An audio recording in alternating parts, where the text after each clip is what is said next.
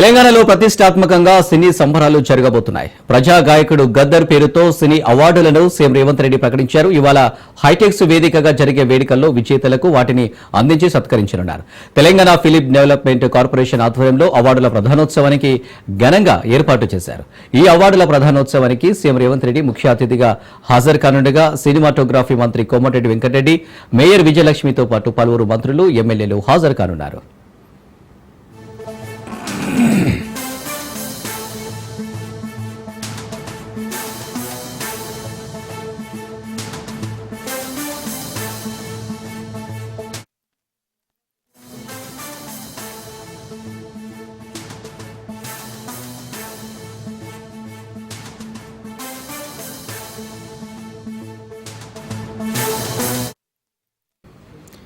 Gaddar Telangana film అవార్డులను jury ఇప్పటికే ప్రకటించింది. 2024కు గాను ఉత్తమ చిత్రంగా కల్కి మూవీ ఎంపికైంది. రెండో బెస్ట్ మూవీగా పొటేల్, మూడో ఉత్తమ చిత్రంగా లక్కీ భాస్కర్ అవార్డును సొంతం చేసుకున్నాయి. కాగా 2014 జూన్ నుంచి 2023 డిసెంబర్ 31 వరకు అంటే మొత్తం 14 ఏళ్లకు గాను అవార్డులను వెల్లడించనున్నారు.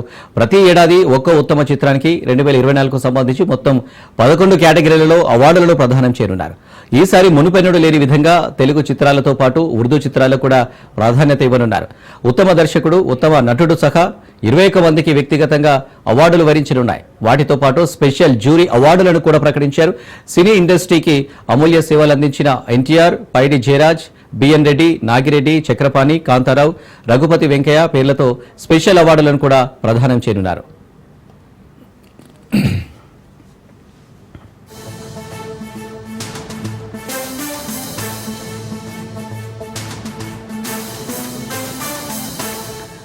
తాజాగా రాష్ట్ర ప్రభుత్వం గద్దర్ ఫౌండేషన్ కు 3 కోట్ల నిధులు మంజూరు చేసింది. ఈ మేరకు తెలంగాణ సాంస్కృతిక శాఖ ఉత్తర్వులు జారీ చేసింది. గద్దర్ ఆశయాలను ముందుకు తీసుకువెళ్లేందుకు ఫౌండేషన్ కు నిధులు కేటాయించినట్లు ఉత్తర్వుల్లో తెలిపారు. ఇక గద్దర్ అవార్డులకు సంబంధించి మరిన్ని డీటెయిల్స్ రాజు లైవ్ లో అందిస్తారు. రాజు, గద్దర్ తెలంగాణ ఫిల్మ్ అవార్డులకు సంబంధించి అన్ని ఏర్పాట్లు రాష్ట్ర ప్రభుత్వం పూర్తి చేసింది. ఇప్పటికే ఈ అవార్డులకు సంబంధించి జ్యూరీ ఇప్పటికే అవార్డులను కూడా ప్రకటించడం జరిగింది. గత 10 సంవత్సరాలుగా కూడా తెలంగాణ ఏర్పడిన తర్వాత ఇంతవరకు ఫిల్మ్ అవార్డ్స్లను ప్రభుత్వం ఇవ్వలేదు. సో ఈసారి తెలంగాణ ప్రభుత్వం ఈసారి అవార్డులను ప్రకటించడం జరిగింది. ఈ సంవత్సరంతో పాటు అన్ని విభాగాల్లో ఈ సంవత్సరంతో అవార్డులతో పాటు 2014 నుంచి 2023 వరకు ప్రత్యేకంగా ఉన్నటువంటి సినిమాలకు కూడా అవార్డులను ప్రకటించడం జరిగింది. ఈ రోజు సాయంత్రం 6 గంటలకు హైదరాబాద్ లోని హైటెక్స్ లో ఈ యొక్క సమావేశం జరగబోతోంది. ఈ యొక్క అవార్డుల ప్రధానోత్సవంలో ముఖ్య అతిథిగా CM Revanth Reddy, deputy CM Mallu Bhatti Vikramarka, అదేవిధంగా FDC చైర్మన్ గా ఉన్నటువంటి దిల్ రాజు వీళ్ళందరూ కూడా హాజరు కాబోతా ఉన్నారు. ఈ యొక్క సమావేశానికి సంబంధించి, ఈ యొక్క కార్యక్రమానికి సంబంధించి అన్ని ఏర్పాట్లు కూడా రాష్ట్ర ప్రభుత్వం పూర్తి చేయడం జరిగింది. నిన్న చీఫ్ సెక్రటరీ రామకృష్ణారావు కూడా ఏర్పాట్లకు సంబంధించి సచివాలయంలో రివ్యూ కూడా నిర్వహించడం జరిగింది. ఎక్కడ కూడా ఇబ్బందులు లేకుండా ఆ కార్యక్రమాన్ని విజయవంతం చేయాలని చెప్పేసి అధికారులకు ఆదేశాలు జారీ చేయడం జరిగింది. ఇక ఈ అవార్డులకు సంబంధించి మనం ఒకసారి చూసుకున్నట్టయితే 11 కేటగిరీల్లో ఈ యొక్క అవార్డులను రాష్ట్ర ప్రభుత్వం ప్రకటించడం జరిగింది. పర్యావరణం, బెస్ట్ ఉత్తమ చిత్రం, అదేవిధంగా బాలల చిత్రం, ఇట్లాంటి విభాగాలతో కూడినటువంటి 11 విభాగాలుగా విభజించడం జరిగింది.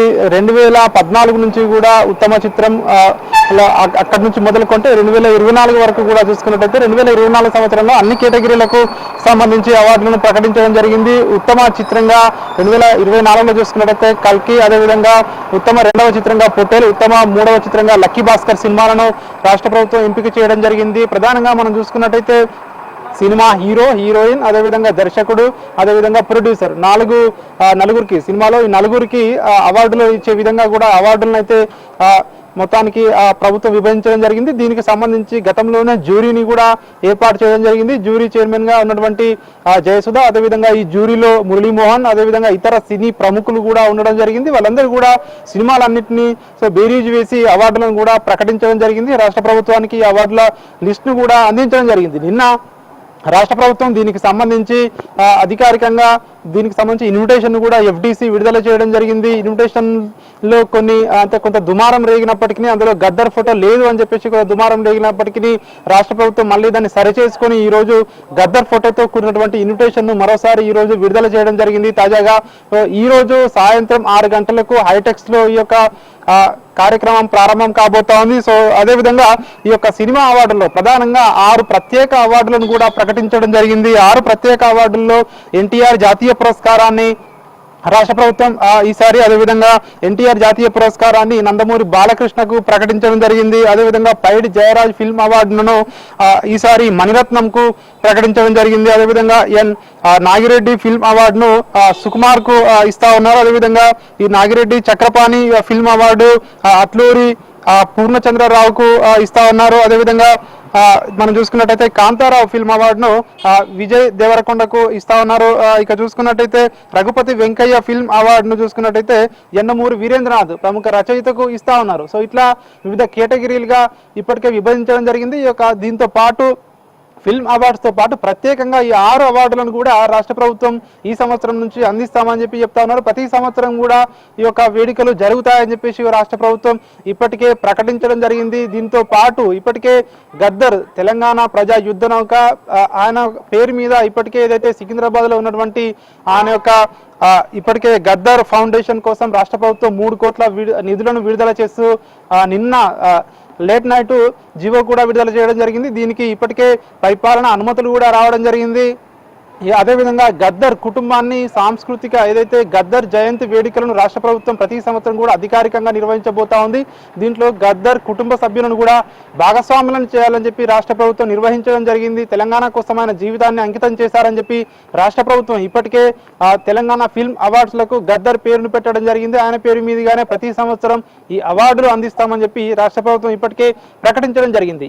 ఈ రోజు సాయంత్రం 6 గంటలకు ప్రారంభమయ్యే ఈ యొక్క అవార్డుల ప్రధానోత్సవం కార్యక్రమం అంగరంగ వైభవంగా నిర్వహించేందుకు, అత్యంత ప్రతిష్టాత్మకంగా నిర్వహించేందుకు రాష్ట్ర ప్రభుత్వం అన్ని ఏర్పాట్లు చేస్తా ఉంది. ఫిల్మ్ డెవలప్మెంట్ కార్పొరేషన్ చైర్మన్ గా ఉన్నటువంటి దిల్ రాజు అధ్యక్షతన ఈ యొక్క కార్యక్రమం కొనసాగనా ఉంది. ఇప్పటికే FDC తరపున ఆహ్వాన పత్రికలను రాష్ట్రంలో ఉన్నటువంటి ప్రముఖ రాజకీయ, అదేవిధంగా ఇటు సినీ, అదేవిధంగా ఇతర వ్యాపార వర్గాల వారికి ఈ యొక్క ఆహ్వాన పత్రికను అందజేయడం జరిగింది. దాదాపు 5,000 మందికి కూడా 5,000 మంది ఈ యొక్క కార్యక్రమానికి హాజరవుతారని చెప్పి ప్రభుత్వం అయితే అంచనా వేస్తా ఉంది. అందుకు తగ్గట్టుగా కూడా ఏర్పాట్లు అయితే చేయడం జరిగింది. మరొక పక్క సినీ ప్రముఖులందరికీ కూడా ఆహ్వానాలు పంపినట్టుగా కూడా తెలుస్తా ఉంది.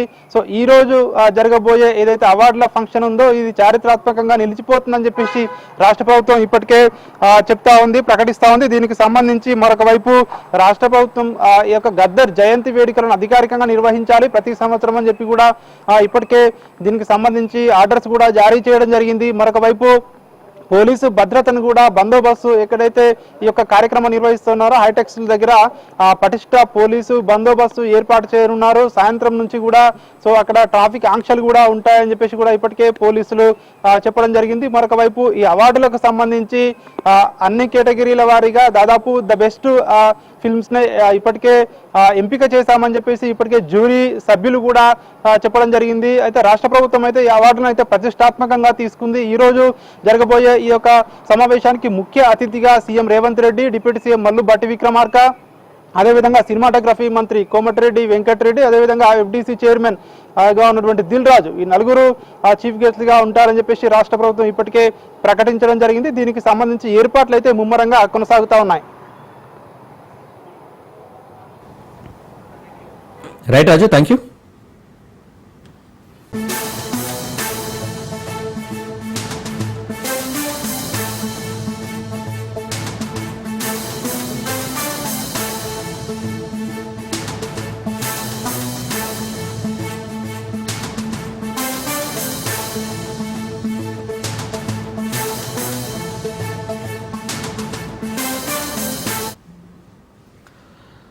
తెలంగాణలో హాట్ టాపిక్ గా మారిన ఫోన్ ట్యాపింగ్ కేసులో సిట్ దూకుడు పెంచింది.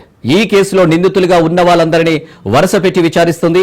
ఈ కేసులో ప్రధాన నిందితుడు SIB మాజీ చీఫ్ ప్రభాకర్ రావును మూడోసారి ప్రశ్నించనున్నారు. ఇక ప్రణీతరావు ఇచ్చిన స్టేట్మెంట్ పై ప్రభాకర్ రావును విచారించనున్నారు సిట్ అధికారులు. అయితే బీజేపీ నేతల ఫోన్ ట్యాపింగ్ చేశారని, ముఖ్యంగా ధర్మపురి అరవింద్, జితేందర్ రెడ్డి ఫోన్లు ట్యాప్ చేసేందుకు యత్నించినట్లు తెలుస్తుంది. ఈ క్రమంలోనే ప్రణీత్రావు ఇచ్చిన స్టేట్మెంట్లతో మొత్తం కూపిలాగనున్నారు అధికారులు. ఇక ప్రభాకర్ రావును ఏం అడగబోతున్నారు, ఏం ఆరాధియబోతున్నారు అనేది ఆసక్తి రేపుతోంది.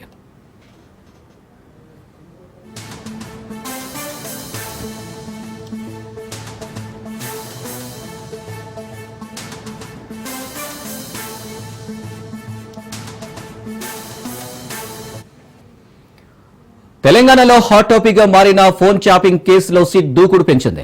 ఈ కేసులో నిందితులుగా ఉన్న వాళ్ళందరినీ వరుసపెట్టి విచారిస్తుంది. ఈ కేసులో ప్రధాన నిందితుడు ఎస్ఐపి మాజీ చీఫ్ టి ప్రభాకర్ రావును మూడోసారి ప్రశ్నించనున్నారు. ప్రణీత్రావు ఇచ్చిన స్టేట్మెంట్ పై ప్రభాకర్ రావును విచారించనున్నారు సిట్ అధికారులు. అయితే బీజేపీ నేతల ఫోన్లు ట్యాపింగ్ చేశారని, ముఖ్యంగా ధర్మపురి అరవింద్, జితేందర్ రెడ్డి ఫోన్లు ట్యాప్ చేసేందుకు యత్నించినట్లు తెలుస్తుంది. ఈ క్రమంలోనే ప్రణీత్రావు ఇచ్చిన స్టేట్మెంట్లతో మొత్తం కూపిలాగనున్నారు అధికారులు. ఇక ప్రభాకర్ రావును ఏం అడగబోతున్నారు, ఏం ఆరాధియబోతున్నారు అనేది ఆసక్తి రేపుతోంది.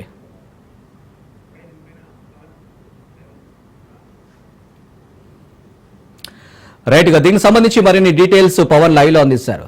పవన్ చూడొచ్చు, మాజీ చీఫ్ టి ప్రభాకర్ రావును మూడోసారి ప్రశ్నించనున్నారు అధికారులు. అంటే ఎలా ఉండబోతుంది, ఏమేమి క్వశ్చన్స్ అడగబోతున్నారు? ఇప్పటికే కేసులకు సంబంధించిన విషయంలో పూర్తిగా నిందితులను కూడా విచారించిన నేపథ్యంలో ప్రభాకర్ రావును ఈరోజు మూడోసారి కూడా విచారించనున్నారు. ఎందుకంటే ప్రభాకర్ రావు ఆదేశాల మేరకే తాము యొక్క ఫోన్ ట్యాపింగ్ చేశామని చెప్పి కూడా స్టేట్మెంట్ కూడా ఇచ్చారు. ముఖ్యంగా ఈ కేసులో ఏటుగా ఉన్న ప్రణీత్రావు చాలా కీలకంగా వ్యవహరించారు ఫోన్ ట్యాపింగ్ కేసులో. ఎందుకంటే హార్డ్ డిస్క్ ను ధ్వంసం చేయొచ్చు, అంతేకాకుండా దీనికి సంబంధించిన కొత్త ధ్వంసం చేసిన హార్డ్ డిస్క్ ప్లేస్ లో కొత్తవి కూడా పెట్టడము, పూర్తిగా దీనికి సంబంధించి ఉగ్రవాదులకు కావచ్చు, మావోయిస్టులకు సంబంధించిన మొత్తం ఇన్ఫర్మేషన్ అంతా కూడా డ్యామేజ్ చేయడం కూడా పూర్తిగా ప్రభాకర్ రావు చెప్పిన నేపథ్యంలోనే తాను చేసినట్లుగా ఇప్పటికే స్టేట్మెంట్ కూడా ఇచ్చిన పరిస్థితి కూడా చూస్తున్నాము. మరోవైపు ప్రణీత్రావును కూడా నిన్న దీనికి సంబంధించి ఆ విచారణ కూడా కొనసాగించారు. అయితే నిన్న చాలా కీలకంగా విచారణ కూడా కొనసాగించారు.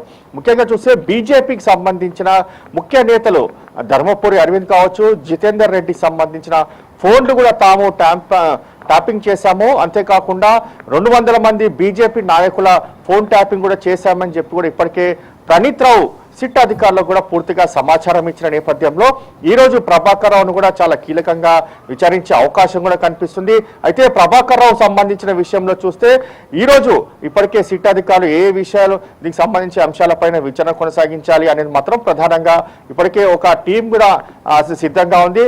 అయితే ఈ నేపథ్యంలో చూస్తే సాక్ష్యాధారాలన్నీ కూడా ప్రభాకర్ రావు ముందు పెట్టి విచారిస్తారు. అయితే దానికి సంబంధించి కూడా తాను ఎలాంటి సమాధానం చెప్తారో అనేది మాత్రం వేచి చూడాల్సిన పరిస్థితి కూడా కనిపిస్తుంది. అయితే ప్రభాకర్ రావు వస్తే ఫోన్ ట్యాపింగ్ సంబంధించిన కేసు విచారణ కొనసాగితే ఒక కొలిక్కి వస్తుందని చెప్పి కూడా ఇప్పటికే సిట్ అధికారులు భావించిన నేపథ్యంలోనే అదేవిధంగా సిట్ అధికారులు ప్రభాకర్ రావును కూడా విచారణ కొనసాగిస్తున్నారు. ఈ రోజు మూడోసారి ఒక విచారణ కూడా కొనసాగనుంది. ఎందుకంటే ఈ రోజు మాత్రం చాలా కీలకంగా విచారణ కొనసాగిస్తారు. ఎందుకంటే 2 సార్లు విచారణ కొనసాగించిన నేపథ్యంలో కొన్ని అంశాలు తనకు తెలియదని, కేవలం తనకు పై స్థాయి అధికారులు చెప్తేనే తాను చేశానని దానికి సంబంధించిన విషయాలను కూడా కొంత ఇటు సిట్ అధికారులు కూడా చెప్పారు. అయితే ఎవరు పైన అధికారులు తమకు చెప్పినట్లుగా దీనికి సంబంధించి వారి డీటెయిల్స్ కూడా కావాలని ఇప్పటికే సిట్ అధికారులు కూడా ప్రభాకర్ రావును ప్రశ్నించిన దానికి సంబంధించి సరైన సమాధానం చెప్పని నేపథ్యంలో ఈ రోజు మాత్రము ఒక విచారణ మాత్రము చాలా కీలకంగా మారింది. ఏ అంశాలపైన విచారిస్తారనేది మాత్రము విచారణ అనంతరం కూడా తెలిసే అవకాశం కూడా కనిపిస్తుంది. మరోవైపు చూసే ప్రభాకర్ రావు మాత్రం సిట్ అధికారులకు సహకరించడం లేదు, తనకు తెలియదు, పూర్తిగా మర్చిపోయాను అనేది మాత్రం ప్రతి ప్రశ్నకు అదే సమాధానం చెప్తున్నాడు. కానీ సరైన సమాధానం చెప్పని నేపథ్యంలోనే సిట్ అధికారులు పదే ప్రభాకర్ రావును ప్రశ్నిస్తున్నారు. కాబట్టి దీనికి సంబంధించి అతని వద్ద నుంచి కీలకమైన సమాచారం వచ్చేంత వరకు కూడా విచారణ కొనసాగించే అవకాశం కూడా కనిపిస్తుంది. ఒకసారి మాత్రం పోలీసులకు సహకరించకపోతే అరెస్ట్ చేసి దాని తర్వాత కస్టడీలోకి తీసుకొని దాని తర్వాత విచారించే అవకాశం కూడా చాలా స్పష్టంగా కనిపిస్తుంది. రైట్ పవన్.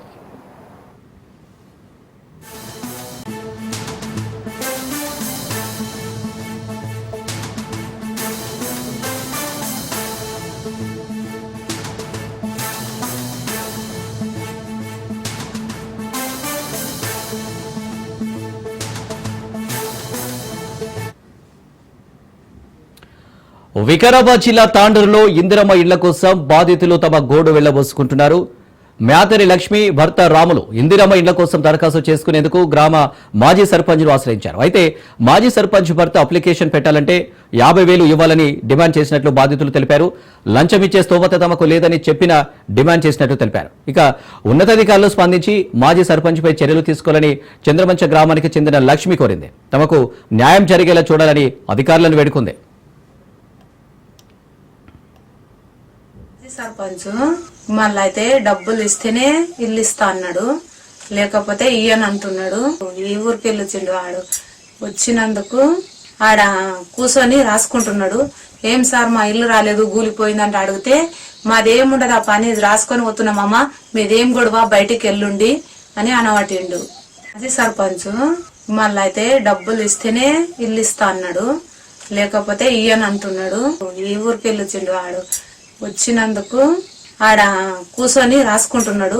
ఏం సార్ మా ఇల్లు రాలేదు కూలిపోయిందంటే అడిగితే మాదేముండదు ఆ పని రాసుకొని పోతున్నామమ్మ, మీదేం గొడవ బయటికి వెళ్ళుండి అని అనబట్టిండు.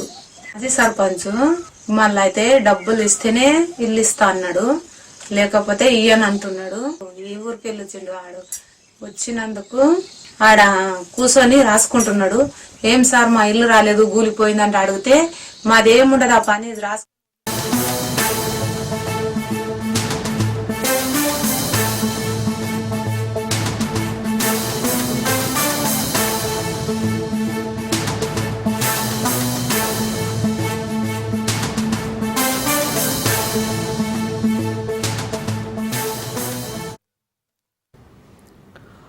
ఇజ్రాయెల్పై ఉధృతంగా ఇరాన్ ప్రతీకార దాడులు చేస్తుంది.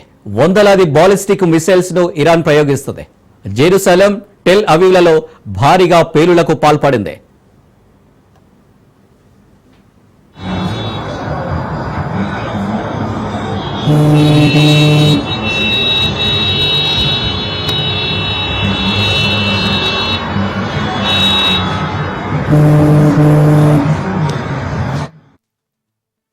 పశ్చిమాసియాలో ఉద్రిక్తత కొనసాగుతుంది. ఇరాన్ ఇజ్రాయెల్ భీకర యుద్ధ వాతావరణం నెలకొంది.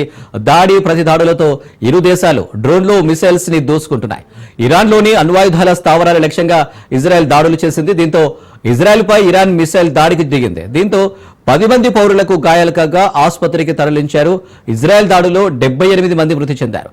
ఇరాన్ భూభాగంపై డ్రోన్లతో ఇజ్రాయెల్ దాడులు చేసింది.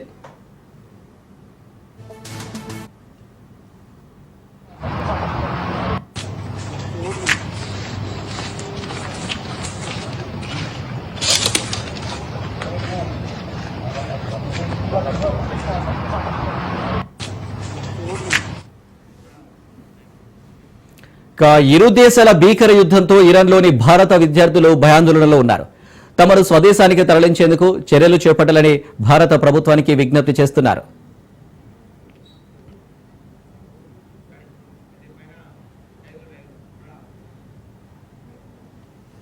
రైట్గా దీనికి సంబంధించి మరిన్ని డీటెయిల్స్ మా ప్రతినిధి సైదులు లైవ్ లో అందిస్తారు. సైదులు.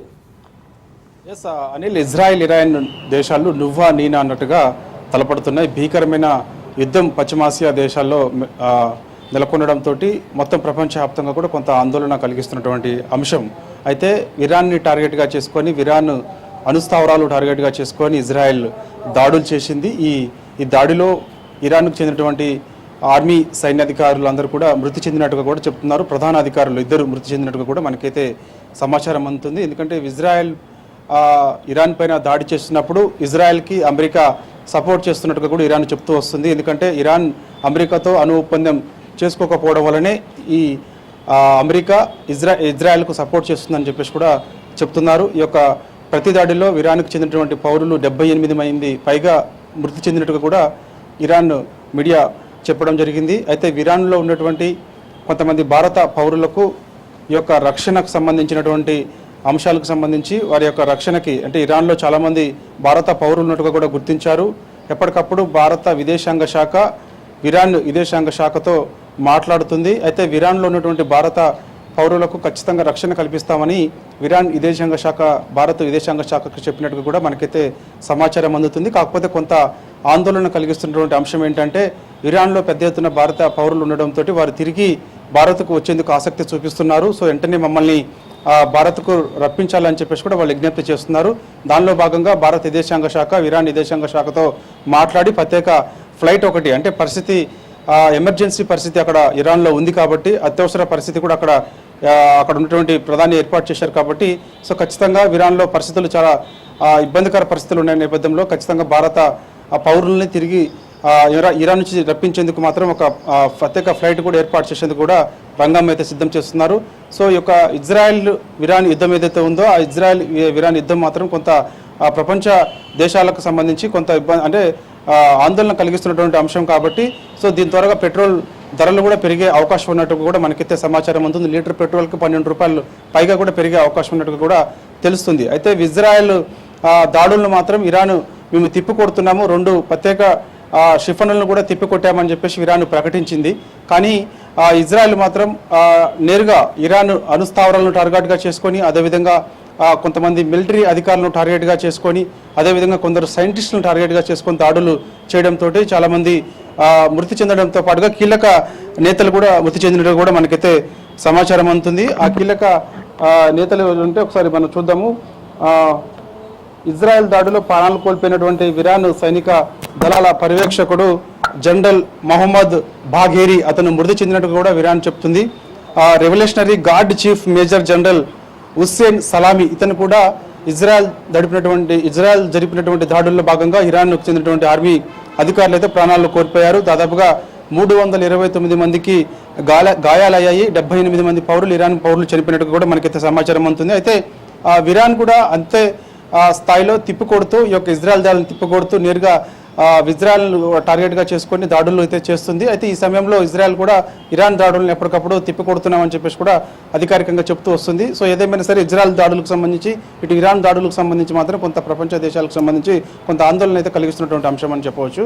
సో ఇరాన్లో ఉన్నటువంటి భారత పౌరులను మాత్రం తిరిగి రప్పించేందుకు మాత్రం భారత విదేశాంగ శాఖ అదే పనిలో ఉన్నట్టుగా కూడా తెలుస్తుంది. దానిలో భాగంగా ఇరాన్ విదేశాంగ శాఖతో మాట్లాడి ఈ రోజు లేదా రేపు ఒకవేళ పరిస్థితులు యుద్ధం కాక ఆగిపోకపోతే మాత్రం వెంటనే భారత పౌరులందరూ కూడా రప్పించే ప్రయత్నంలో నిమగ్నమే ఉన్నట్టుగా కూడా మనకు సమాచారం. Anil. Right Saidulu, thank you. ఇరాన్పై దాడులకు అంతర్జాతీయ మద్దతు కూడగట్టేందుకు ఇజ్రాయెల్ ప్రధాని నెతన్యాహు ప్రపంచ దేశాల నేతలతో మాట్లాడుతున్నారు. ప్రధాని Modi, German chancellor Friedrich Merz, France అధ్యక్షుడు మాక్రన్ తదితరులతో నెతన్యాహు మాట్లాడారు. ఇరాన్ నుంచి ఇజ్రాయెల్కు ఎదురవుతున్న ముప్పును ఈ నేతలు అర్థం చేసుకున్నట్టు నెతన్యాహు కార్యాలయం ప్రకటించింది. అయితే అమెరికా అధ్యక్షుడు ట్రంప్, రష్యా అధ్యక్షుడు పుతిన్తోనూ నెతన్యాహు మాట్లాడతారని చెప్పింది.